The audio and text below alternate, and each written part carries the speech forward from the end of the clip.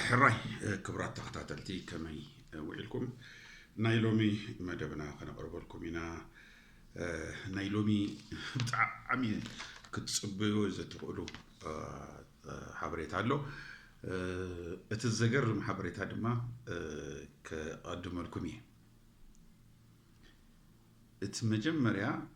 تناي مجمريا زينا زخون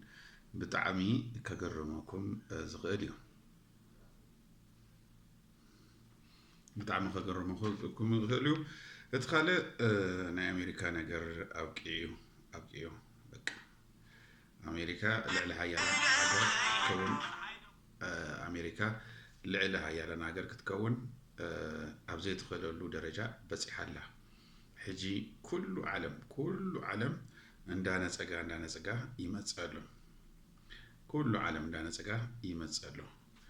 زي بتعمي حيان زغنا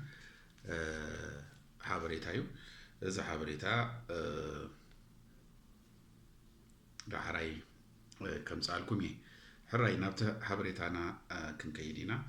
زي أنا ميجي مري حبريتا كنا قروكم زي سبر نهاية أمريكا تدرارتي نا باكستان أتيوم الله نا إيران كن أيكدو أيمتننانيو مخنياتهم أمريكا قبل علم مركب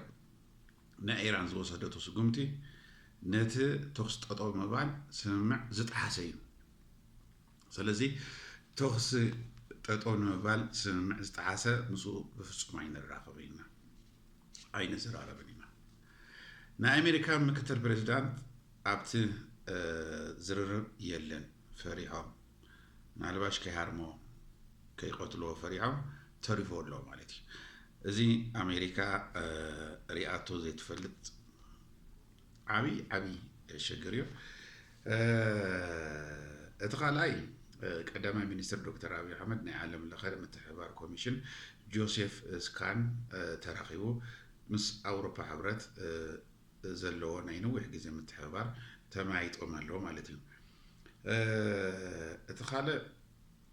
حبرت هادما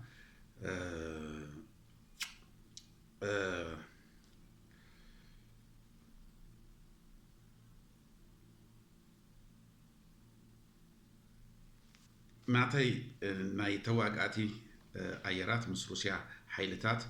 فيت نفيت قتيمنا لنا تبلا لا نيتو ناي سمين أتلانتيك نايتور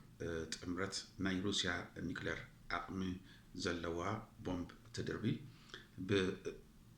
بزفتر وسقات مغنيات نايتور جتات عوافر على نايروسا مكلاخ المينستر تيو عسران كلتين ام عسران سلستن نوي حقات بومبتات زتكوسوم بإسيو 57 جتات عجيبا ن 4 ساعات أنا ملخن أي ماي أكل تلخو مفصام كم زمرو حبيرو مالو بزسل على نتو سنباري حاتيرو ناتو جتات أبت قراباس إلى نخلالو بسلام مالتي إيران زوج داعم زجمرن تداخينو حدش كاردي كسحبيه إلى الله مالتي حدش صوت خجمر إلى الله مالتي نا إيران برلمان أفقوب أي كم زجلسوا أمريكا مسا أمريكا زلوا وج داعم تدا تغسيسو تايران بتخينات تريو حدش كارد خمسة قرابات حابيرو باكستان زكاير تحاسبو زنبرة ناي كلت ناي خال أيزور ناي السلام زررب بقلص أين قبلونينا كبلون عبيرو مالو قبللات جاكانو لعلوي عالماوي محازوت هاجرات مصر روسيا تشاينا بمخان نتيب أمريكا زمرح قبل علي إيران زكاير زولو متقعتي أب زخونو نلو زلووان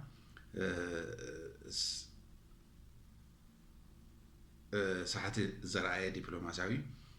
مفنجال تفتيرو له زي دبلوماسية مفنجال لما مصر روسيان تشاينان تراخيبو نزي نا إسرائيل نا أمريكان تبرت ከመይ ገይሮም የልግስዎ ይዘራረብሎ እቲ ካልእ ብኣሜሪካ ጦር ውሽጢ ዘይተፀበይዎ ክስተት እንዳተፈጥረ ይመጽእ ኣሎ ናይ ኣሜሪካ ከፍተኛ ወይ ዓበይቲ ጀነራላት ናይ ዶናልድ ትራምፕ ትእዛዝ ኣይፍጽሙን እዮም ተባሂሉ ኣሎ እዚ ትእዛዝ ነቲ ትእዛዝ እንዳቀየሩ ወይ ድማ ብስሕተት ብምርዳእ ወይ ድማ ብሞያ ብብቕዓት ትርጉም ብምስኣና ኣይኮነን እዩ እዚ ትእዛዝ መልሲ ምጽሓፍ ምጽራይን ዲፕሎማሳዊ ትእዛዝ ናብ ዓለም ለኸ ጥፍኣት ዘምርሕ ተግባራት ቀይሮም ምቕራብ እዩ ተባሂሉ ኣሎ ብወታደራዊ ምንጭታት ፍንጪ ተመስሪቱ ዘውፅአ ሪፖርት ከም ዝርዮ እንተዳ ኮይኑ በዚ አጋጣሚ ዝተኸሰተ ኣይኮነን እዩ እምበሺ እቶም ናይ ጦር ኣዘዝቲ ዋና ኣዘዝቲ ፕሬዚዳንት ምክንያታዊ ውሳኔ እንዳወሰደ ኣይኮነን እዩ እዚ ትእዛዛት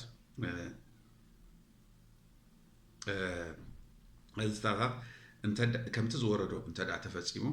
ንዓለም ህልውና ኣስጋኢ ስለ ዝኸውን እዩ ስለዚ ንሕና እሱ ዝብለና ሰቂና ብኣይንገብር ኢና ዝብል ዓመፅ ተላዒሉሎ ማለት እዩ ናይ ሆርሙዝ ናይ ሕብረ ሰላጤ ሙሉ ብሙሉ ናይ ምዕፃው ትእዛዝ ትራምፕ ዝሓዞ ነዝኾነ ሃገር መራኽብ ቻይና ህንድን ናይ ኣውሮፓ ሃገራት ፈተውትና ወሲካ ከይሓልፉ ሙሉ ብሙሉ ኣጊድዮ እዩ ነይሩ ንሕና ግን ተግባራዊ ገበርና ና ኢራን ጥራሕ ኢና ጌርና ምክንያቱም እዚኦም ሃገራት ዘናጉፀና ነገር ኣይንደሊና ልክዕ እዩ ድማ ትራምፕ ኩሉ እቲ ቦታ ዕፅወ ኢሎም ነይሩ ኖኖ ንሕና ኣይንዕፅውን ኢና ንሕና ናይ ኢራን ጥራሕ ኢና ኢሎም ኣሎ እቲ ካልእ ናይ ኒውክለር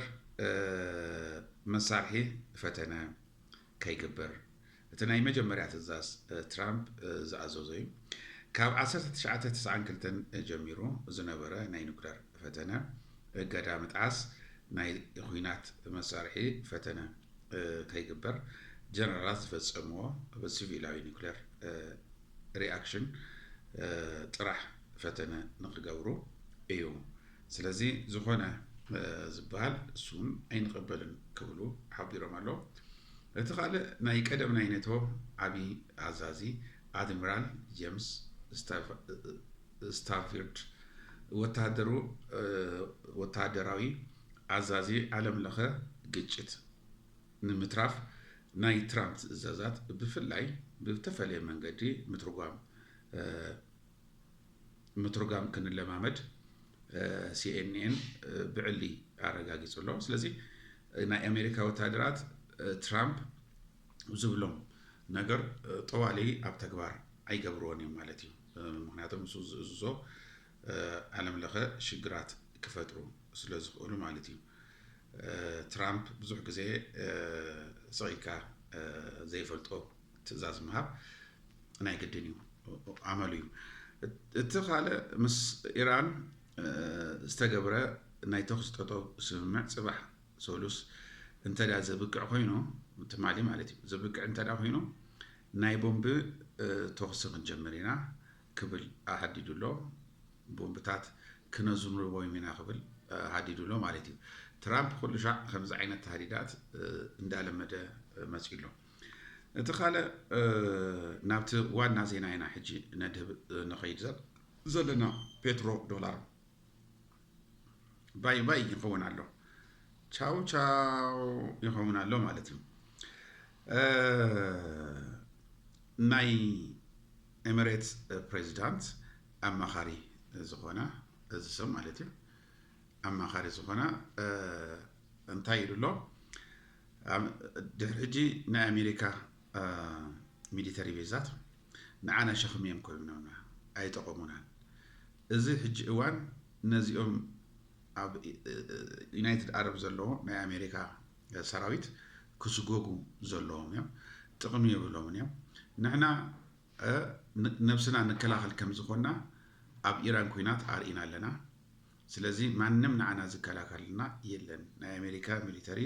ካብ ሃገርና ክወፁ ኣሎ ክብል ኣፍሊጡ ኣሎ ብተመሳሳሊ ስዑድ ዓረብያ ምስ ዝኾነ ካልእ ሃገር ስምምዕ ክንገብር ኢና ኣብዚ ንገብሮ ስምምዕ ማንም ከኣልየና ማንም ክእዘዘና ኣይክእልን እዩ ናይ ስዑዲ ዓረብያ ወፃኢ ጉዳይ ሚኒስትር ኳታር ዘሰንብት ውሳኔ ወሲና ኳታር ናይ ኣሜሪካ ጦር ካብ ሃገራ ክወፅእ ኣዚዛላ ናይ ዶናልድ ትራምፕ ኣመሓዳድራ እቲ ኩሉ ሰብ ምግላል ወይ ድማ ምንጻግ እንዳወሰኸ ይኸይድ ኣሎ ኣውሮፓውያን ኪድ ኢሎም ኣለዉ የዕራብ ሕጂ ኪድ እንዳበልዎ እዮም በይኑ እንዳተረፈ እዩ ናይ ኣሜሪካ ወፃኢ ጉዳይ ሚኒስትር ብዘደንቅጽ መግለጺ ናይ ኳታር መንግስቲ ናይ ኣሜሪካ ወታደራት ዝዓርፍሉ ዝነበረ ካብ ግዝኣቶም ክወፁ ኣብቂዕሎም ውፁልና ኢሎም ኣለዉ ብኣሜሪካን ኢራንን ኣብ መንጎ ኣሜሪካን ኢራንን ብዘሎ ናይ ሓደ ወገን ኩናት ምክንያት ናይ ኣሜሪካ ምርኻብ ኣብቲ ቦታ ክሽከሞ ዘይኽእል ስጋኣት ኮይኑዎ ኣሎ ስለዚ ኣሜሪካ ኣብቲ ቦታ እንተዳ ናይ ኣሜሪካ ወታደራት ኣብቲ ቦታ ተቐሚጦም ንዓና ስጋኣት እዩ ዝጠቕሙና ነገር የለን እንተ ዝጠቕሙ እንተዳ ኮይኖም ንእስራኤል እዩ ንዓና ሓንቲ ነገር ኣይገብሩልናን እዮም ዝብል ኣልዒሎም ኣሎ ማለት እዩ ስለዚ እዚኦም ሃገራት ብምልኦም ብያ እንዳበለዋ ኣሜሪካ ክሳብ ክንደይ ሓሲራ ከም ዘላ ኣሜሪካ ክሳብ ክንደይ ተዋሪዳ ከም ዘላ ዘርእየና እዩ እዚ ኣብ ኳታር ስዑድያን ኤሚሬትን ናይ ኣሜሪካ ሰራዊት ናይ ምስጓግ ኸይዲ ናይ ኣሜሪካውያን ክሳብ ክንደይ ክሃስዮም ከም ዝኾነ ሩድኡን ንጹርን እንዳኾነ መፂኡ ኣሎ ስለዚ ኣሜሪካ ዓለም ብበይነይ ክቆፃፀሮ ዓለም ከም ድላይ ክገብሮ ትብል ዝነበረት ድሕሪ ሕጂ የለን ናይ ኣሜሪካ ዶላር ድማ ኣኽቲሙ ክቡራት ተኸታተልቲ ናይ ሎሚ ሓበሬታና ዝመስል ምሸት ብሰላም ይረኽበና ሰላም ዓሉ ቻው ቻው